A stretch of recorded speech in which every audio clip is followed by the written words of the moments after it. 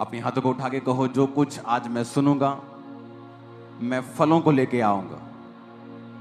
और मैं चाहता हूं प्रभु मुझसे बात करे। यीशु मसीह के सामर्थी नाम में हम मांगते हैं, आमीन। तो इस क्रूसेड को 29 मई बटाला आपको प्रार्थनाओं में रखना है कि ये हो, और कोई भी युद्ध की किसी भी ऐसी सिचुएशन में हम ना फंसे, क्योंकि वहां लाखों लोग खुदावंद की प्रेजेंस में होंगे। मौसम के लिए, हर चीज के लिए आपको प्रार्थना में रखना है, आमीन। पंजाब में और ब्रांचेस की मैं आपको गुड न्यूज देने वाला हूं आज, क्योंकि परसों जब मैं फुल नाइट प्रार्थना में था, मैं परसों भी नाइट प्रार्थना में था, तो मैं कभी भी इस तरह से प्रार्थना में नहीं जाता हूं कि प्रभु मुझसे बात करे या मैं कुछ क्या करूं, मैं कैसे करूं। अब मेरा वो सिस्टम बन चुका है कि अब मुझे सिर्फ प्रार्थना में बैठना होता है, क्योंकि मेरा कोई भी प्रेयर का विषय नहीं होता अब। तो जब मैं प्रेयर से उठा तो परमेश्वर ने मुझे एक खास तरह का विजन, दर्शन दिया कि मुझे वो कंप्लीट करना है। तो आपको प्रेयर्स में रखना है इस विषय को भी, कि आने वाले हफ्तों के अंदर बड़ी बड़ी ब्रांचेस जो हैं पंजाब में ओपन होंगी, बहुत बड़ी बड़ी और बहुत शानदार। और ऐसे एरियाज में परमेश्वर का काम होगा जहां पहले नहीं हुआ, और ऐसे एरियाज में भी होगा जहां लोग परमेश्वर में हैं लेकिन डेड हो चुके हैं। तो जीवित चर्च का जाना बड़ा इंपॉर्टेंट है। बाइबल कहती है कि तुम मरे हुओं में जीवितों की तरह दिखाई पड़ते हो, तुम दीपकों की तरह हो, तुम ज्योति हो, तुम इस जगत की ज्योति हो। तुम जब जाओगे तो लोग अंधेरों से बाहर आएंगे। और बहुत जरूरी है ये बात लोगों को बताना कि प्रभु यीशु मसीह धर्म बदलने नहीं आए हैं, वो जीवन बदलने के लिए आए हैं। तो मैं आपको ये बातें इसलिए कह रहा हूं कि आपको बताया जा रहा है नहीं, आपके लिए ये प्रेयर का विषय है। It is your prayer point, कि जब आप प्रार्थना करेंगे कि पंजाब की ब्रांचेस अब ओपन होने जा रही हैं, बड़ी ब्रांचेस होंगी, काफी गिनती में वो नई ओपन होंगी, उनके लिए प्रार्थना करनी है। नॉर्थ ईस्ट में ब्रांचेस ओपन हो आपके लिए, आपको उन चीजों के लिए प्रार्थना करनी है।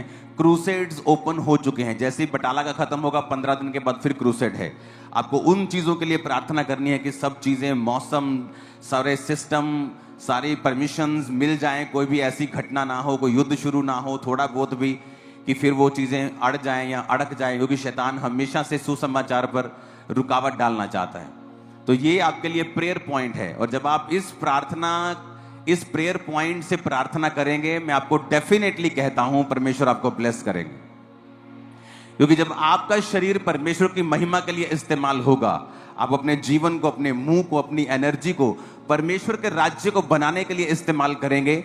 जो वचन कहता है कि परमेश्वर ने कहा मैं तुम्हें प्रार्थना करनी सिखाता हूं, इस तरह प्रार्थना करो, हे हमारे बाप तू जो आसमान में, तेरा नाम पाक माना जाए और तेरा राज्य आए। यानी वर्शिप से शुरू करो और उसके बाद तेरा राज्य आए, यानी परमेश्वर की इच्छा है कि उसका आत्मिक राज्य आए। वो राज्य नहीं जो शारीरिक लोग समझते हैं, जो पॉलिटिकली लोग समझते हैं, इनको अपने एमएलएस बनाने हैं। अगर चर्च को एमएलएस बनाने हो, क्रिश्चियंस को एमएलएस बनाने हो, तो आज पंजाब की 20% पॉपुलेशन अगर क्रिश्चियन है तो क्या 20% एमएलए बनाए जाएं? लेकिन यीशु मसीह का राज्य वैसा नहीं है। उसका राज्य आत्मिक है, लोगों को पापों से बाहर निकालना, उनको सच्चाई पे लेके आना, उनको वचन के साथ जोड़ना। तो ये आपके लिए प्रेयर पॉइंट होगा कि आप लोग इन विषयों के लिए प्रार्थना करेंगे, आमीन। और जैसे ही आप इन विषयों के लिए प्रार्थना करेंगे, आप भी ब्लेस होंगे। अपने पड़ोसी को बोल, तू भी ब्लेस होगा जब तू इन विषयों के लिए प्रार्थना करेगा। हालेलुया।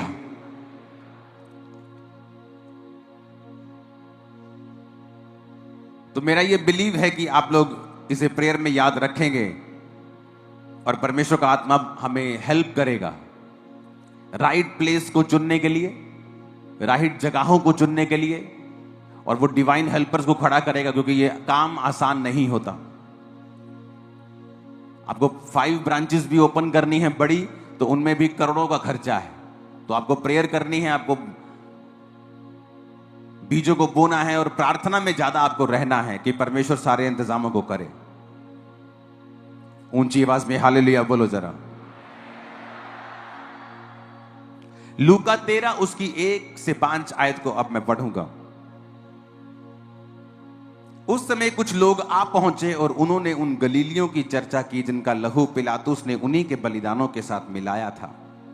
ये सुनकर उसने उनसे उत्तर में ये कहा, क्या तुम समझते हो कि ये गलीली सब गलीलियों से अधिक पापी थे कि उन पर ऐसी विपत्ति पड़ी? मैं तुमसे कहता हूं कि नहीं, यदि तुम भी मन न फिराओगे तो इसी रीति से नष्ट होंगे। या क्या तुम समझते हो कि वो 18 जन जिन पर शीलों का गुम्मट गिरा वो दबकर मर गए, यरूशलेम के और सब रहने वालों से अधिक अपराधी थे? मैं तुमसे कहता हूं, यीशु ने कहा, नहीं, मैं तुमसे ये कहता हूं कि यदि तुम भी मन न फिराओगे तो इसी रीति से नष्ट होंगे। बाइबल में लिखा है कि जीसस अपने लोगों से बात कर रहे हैं और यीशु ने कहा जिन पर 18 जन जिन पर शीलों का गुम्मट गिर गया था, और वो एक बिल्डिंग टाइप एक चीज आप समझ लो, उस मटेरियल गिरने से वो मर गए थे। क्या वो दूसरे जो यरूशलेम में लोग रहते थे, क्या वो उनसे ज्यादा पापी थे कि उन पे ये मुसीबत आई? जीसस ने कहा नहीं, वो ज्यादा पापी नहीं थे, परंतु उन्होंने मन नहीं फिराया था। कई बार हो सकता है आपका अविश्वासी मित्र एक बड़े पाप में हो और आप उसकी जिंदगी को देखते हो कि ये भी तो बहन है, ये भी तो चुगली करती है। खुद विस्लिंग को सुनो। यहां आकर अंदर जो एसी में बैठे ने बाहर निकालो दो जनों को, ओके? यहां खड़े हुआ करो साइड पे और देखो कहां क्या हो रहा है। और जीसस ने पूछा क्या वो ज्यादा पापी थे? कहते प्रभु पता नहीं। कहते जीसस कहते नहीं, वो ज्यादा पापी नहीं थे। हमें लगता है ये भी औरत तो चुगली कर रही है, ये मेरी ग्वांडन भी तो चोरी करती है बिजली की, ये भी तो कुंडी डालते ही हैं, ये मेरा साथी है, ये भी तो पेट्रोल चोरी करता है, ये भी तो गलत तरीके से बॉस से पैसे लेता है, इसको तो कुछ नहीं होता। लेकिन जीसस ने कहा ऐसा नहीं है। जिन पर शीलों का गुम्मट गिरा वो ज्यादा पापी नहीं थे, बल्कि उन्होंने मन नहीं फिराया था। यानी वो वचन को जानते थे और वचन जानते हुए भी उन्होंने मन नहीं फिराया था। हो सकता है यरूशलेम में रहने वाले लोग उनसे भी ज्यादा पापी हों, लेकिन मौत किन पे आई? जिनको वचन मालूम था और उन्होंने मन नहीं फिराया था। आप बाइबल को पढ़ के देखो, बिगेस्ट मिरेकल लोगों की लाइफ में तब शुरू हुए हैं जब उन्होंने मन फिराया है। जीसस का पहला प्रचार था मन फिराओ। यूहन्ना बपतिस्मादाता क्या बोलता था? मन फिराओ। मन फिराने का मतलब है नए तरीके से सोचो, अपनी सोच को बदल लो। वो व्यभिचार जो तुम्हें आम चीज लगती थी जब तुम अविश्वासी थे, अब वो आम चीज नहीं है, वो एक बड़ा गुनाह है तुम्हारे लिए। लोग करेंगे तो शायद अब उन्हें सजा मिले ना मिले, बाद में मिले, लेकिन अगर तुम करोगे तो परमेश्वर ने कहा तुम्हारी सजा दूसरों से ज्यादा होगी। खुद परमेश्वर का आत्मा कह रहा है कि पिलातुस ने जिन गलीलियों को मरवा दिया, क्या वो दूसरे गलीलियों से ज्यादा पापी थे इसलिए उन पे मुसीबत आई और बाकियों पे नहीं आई? परमेश्वर कहता नहीं, अगर तुम भी मन नहीं फिराओगे तो इसी रीति से, यानी कि इसी रीति से कहने का मतलब है कि दूसरे लोग जो तुम्हें जानते होंगे तुमसे भी ज्यादा पापी हो सकते हैं, लेकिन तुम जो वचन को जानते हो तुम्हारी सजा दूसरों से ज्यादा होगी। क्या तुम्हारी बरकत दूसरों से ज्यादा नहीं है? क्या तुम्हारी आशा दूसरों से ज्यादा नहीं है? अन्य जाति को कोई आशा नहीं। आज युद्ध भी हो जाए तो तुम्हें पता है कि तुम्हारा परमेश्वर तुम्हें बचा लेगा। क्या तुम्हें ज्यादा आशा नहीं है? क्या तुम्हारी सुरक्षा ज्यादा नहीं है? क्या तुम्हारी ब्लेसिंग ज्यादा नहीं है? दूसरे को कोई बीमारी होगी, उसे पता मैं गया क्रिश्चियन को होती उसे पता है कि मैं प्रार्थना कर सकता हूं और चंगा हो सकता हूं। क्या तुम्हारी पोजीशन ऊंची नहीं है? अगर तुम्हारी पोजीशन ऊंची है, तुम्हारी आशीष ज्यादा है, तुम्हारी आशा ज्यादा है, तुम्हारी बरकत ज्यादा है, तो तुम्हारी सजा भी ज्यादा है। जो तो साइकिल पे खड़ा है उसे क्या चोट लगेगी, गिर जाएगा। लेकिन जो 200 की स्पीड से गाड़ी में जा रहा है, अगर वो एक्सीडेंट होता है तो उसकी चोट भी ज्यादा है। तो परमेश्वर ने कहा तुम अगर मन नहीं फिराओगे तो इसी रीति से नष्ट होगे कि दूसरे लोग जो तुमसे ज्यादा अपराधी हैं, हो सकता है उनको वचन ना मालूम हो, लेकिन तुम जो वचन के जानकार हो, अगर तुम वही गुनाह और पाप करोगे तो तुम भी उसी रीति से नष्ट होगे कि हो सकता है तुम्हारा पाप कम हो लेकिन तुम्हारी सजा उन लोगों से ज्यादा होगी। क्या कहा परमेश्वर ने? तुम अंगूरों की वेल हो। उसने ये नहीं कहा तुम सेब का पेड़ हो, तुम अंजीर का पेड़ हो। सेब का पेड़ अगर सूख गया तो उसका फर्नीचर बना देंगे, बैट बना देंगे, फर्नीचर कर देंगे, दरवाजे बना देंगे, कुछ भी कर लेंगे। लेकिन अगर अंगूरों की बेल सूख गई तो उसकी कोई चीज नहीं बन सकती। वो सिर्फ सूखेगी तो वो बालन के काम आएगी, जलाने के काम आएगी, और उसके बाद राख बन जाएगी और राख को फेंक दिया जाएगा और लोगों के पैरों के नीचे वो आएगी। तो परमेश्वर ने तुम्हें कहा कि तुम अंगूरों की बेल हो। अगर तो तुम फल लाओगे, अगर तो तुम मेरे वचन में बने रहोगे तो बहुत सा फल लाओगे, और अंगूर बनाया जाएगा, तुम्हारा शरबत बनाया जाएगा, वो लोगों के मुंह में लगेगा, मालिक के मुंह पे लगाया जाएगा, तुम इज्जत पाओगे, तुम प्याले में होंगे। लेकिन अगर उल्टा, अगर तुम सूख जाओगे तो तुम्हारा कुछ भी नहीं बनेगा, तुम सीधा जलाने के काम आओगे। या तो टॉप पे रहोगे या बिल्कुल बॉटम पे रहोगे, या स्वर्ग में रहोगे या नरक में रहोगे, या हाईएस्ट रहोगे या लोएस्ट रहोगे, या शैतान के रहोगे या परमेश्वर के रहोगे। बीच का कोई स्थान क्रिश्चियन लोगों के लिए नहीं है। या तो खुदा के हो पूरे या शैतान के हो पूरे। अब तुम फैसला कर लो तुम किसके होना चाहते हो। खुदा के होना चाहते हो, बीच का कोई स्थान नहीं है क्रिश्चियन लोगों के लिए। परमेश्वर ने कहा तुम पृथ्वी का नमक हो। उसने ये नहीं कहा तुम पृथ्वी का दूध हो। अगर दूध खराब हो गया तो पनीर बना लेंगे। परमेश्वर कहता तुम पृथ्वी का नमक हो। अगर नमक खराब हो जाए तो फिर वो किसी वस्तु से नमकीन नहीं किया जा सकता, इसलिए कि फिर वो नमक को उठाकर फेंक दिया जाता है और वह मनुष्यों के पांव के नीचे रौंदा जाता है। उसने ये नहीं कहा तुम पृथ्वी के दूध हो।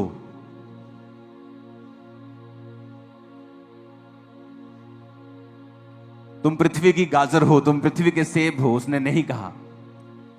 कहता तुम पृथ्वी के क्या हो? नमक हो। हर चीज तुम्हारे द्वारा स्वादिष्ट बनेगी। आप दुनिया की बेस्ट चीज लेके बनाओ और बिना नमक डाल के उसे खा के देखो, आपको मजा नहीं आएगा। नमक प्रिजर्व करता है। आप अचार को लंबा चलाना चाहते हैं, नमक डालना पड़ेगा। चीज को खराब होने से बचाना चाहते हैं, नमक डालना पड़ेगा।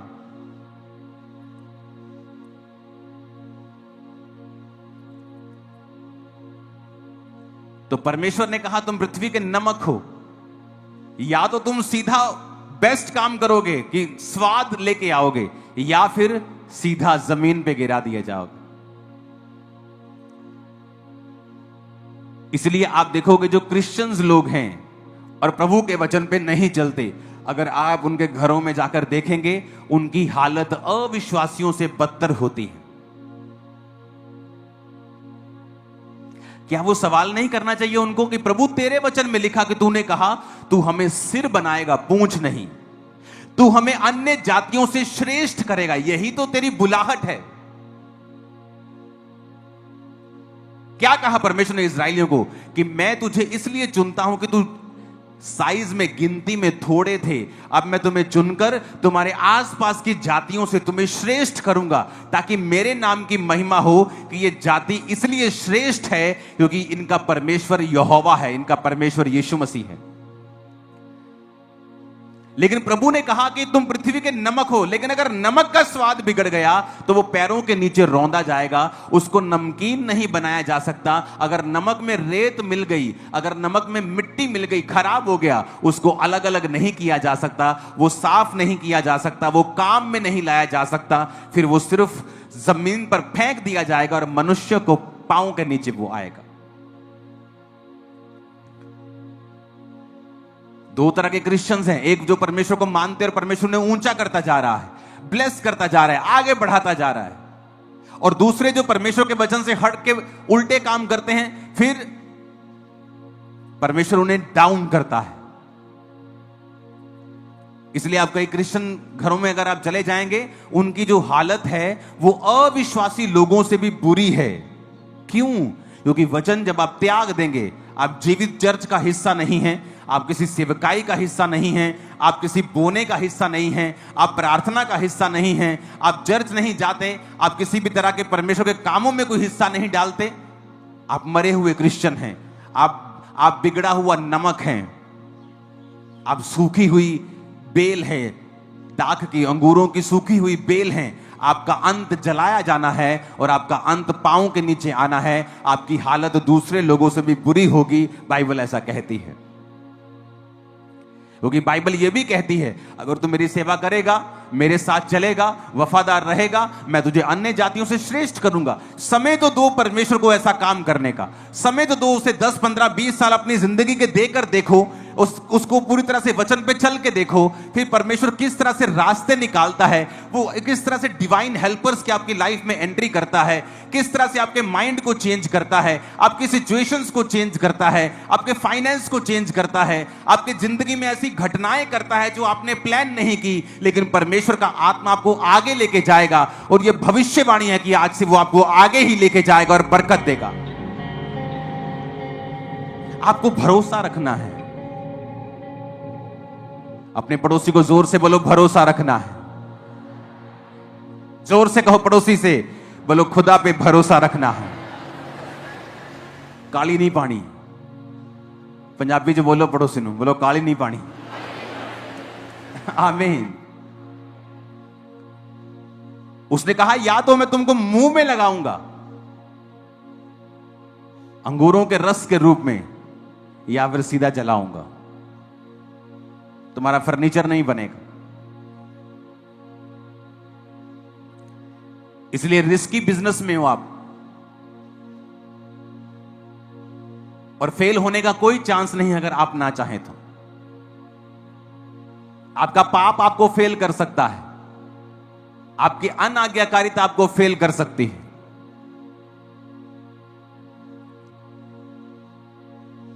हालेलुया। ऊंची आवाज में कहो हालेलुया।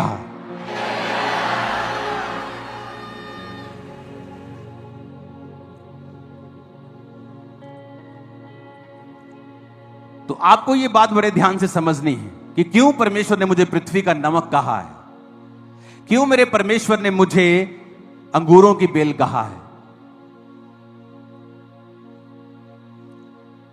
उसने कुछ किसी कारण कहा है।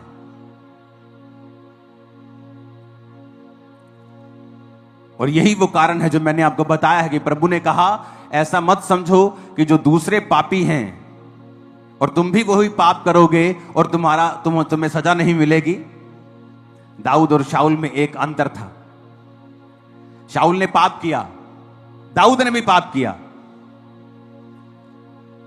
पर शाऊल ने क्या किया? उसको कोई मतलब नहीं था कि परमेश्वर नाराज है। जब शमूएल ने कहा, शाऊल प्रभु तेरा राज्य तुझसे छीन कर किसी और को दे देगा क्योंकि तूने गुनाह किया है, उसने नहीं कहा प्रभु मुझे माफ करे। कहा मेरे साथ नीचे पहाड़ पे चल, पहाड़ से नीचे मेरे साथ उतरना। ऐसा ना हो कि तू मेरे साथ ना हो और लोग जो हैं वो सोचे कि शमूएल इससे अलग हो गया। उसे लोगों की चिंता थी, परमेश्वर की चिंता नहीं थी।